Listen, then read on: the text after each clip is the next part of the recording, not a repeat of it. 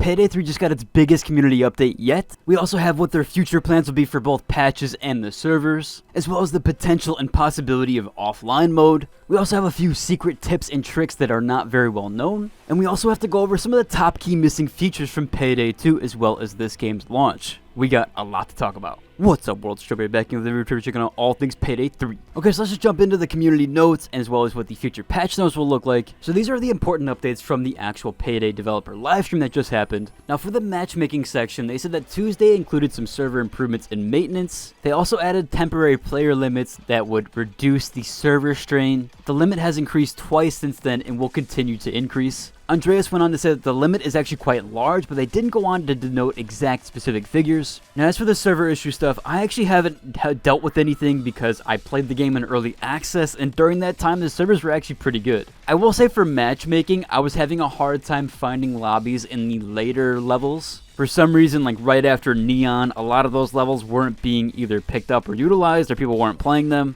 I was mainly just trying to get through the campaign and have all the missions unlocked. Fortunately, I was able to get through the entire campaign, but it did take me a while to find a lobby. However, once in game, the server issues were not present for me at all, and it was kind of actually a pretty good experience. However, it seems like after early access period, and a lot of people that are getting the game now are experiencing this crazy server issue, which is really unfortunate, especially for a AAA game launch. You really don't want to see that right off the bat. However, normally the first day there is a lot of server issues with these big AAA online games. However, this game has had server issues for several days now, and even leading into today. It is super unfortunate, but hopefully these patches and these future updates will eventually fix this. Now for the actual October 5th patch that's coming, we have supposedly 200 bug fixes. The official patch notes will be arriving soon, however they did want to discuss and disclose some of those upcoming fixes. Obviously there's going to be fixes for various crashes, there's achievements not unlocking. I've been noticing a ton of issues there with challenges, and even myself with early access there was a lot with that. I didn't notice it as much as first because I was just kind of getting into the game, but yeah, definitely the challenges and things of that were not working properly.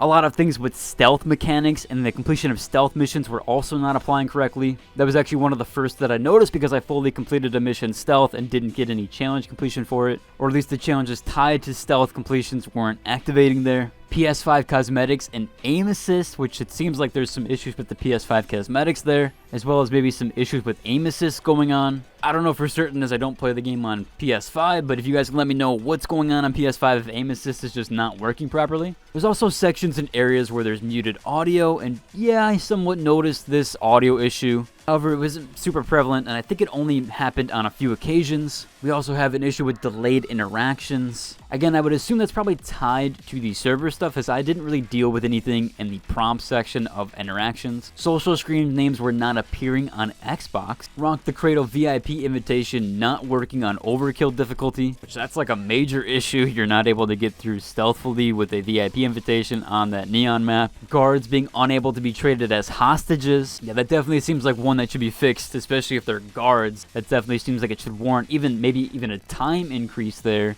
And if anything, there should be extra incentives for actually trading in a guard, since that seems like a much harder thing to do. Heist not transitioning to end screen upon the failure. Never dealt with that issue, but I did notice there was some delay there. The crew AI was not reviving players, and they also noted that the crew AI is not as robust as players wanted. And yeah, anytime I had someone drop from the game, the crew AI was basically just an AFK player standing around. I think the only thing you could really get them to do is you could give them bags, and then they would take the bags back to the car or whatever, or wherever you take them to. Still, they were not as robust. Definitely agree with that there, and I even noticed that back on launch with the early access. Now we do have some bigger updates to talk about here with Collector's Edition, achievements, and community updates, as well as cosmetics. Now it seems like the Collector's Edition is actually having a few issues with delays. However, this is seemingly not under Overkill's control, and players will have to contact their delivery service. So if you are having any delays, either contact the retailer where you purchased from or the actual service delivering. Seems like a bit of a mess there, but hopefully you guys who did order the Collector's Edition are getting those sometime soon. And it looks like here they will actually be adding additional achievements, and they want to create long-term support akin to Payday 2. Now I wasn't there for Payday 2's kind of live service updates, however I did play on launch. So I'm not 100% sure on how that live service happened or went with Payday 2. However, from the community and from all the kind of comments and concerns, I have noticed that a lot of people do praise the kind of live service updates that Payday 2 received. So hopefully they can kind of keep that energy going with Payday 3 and even advance on that further.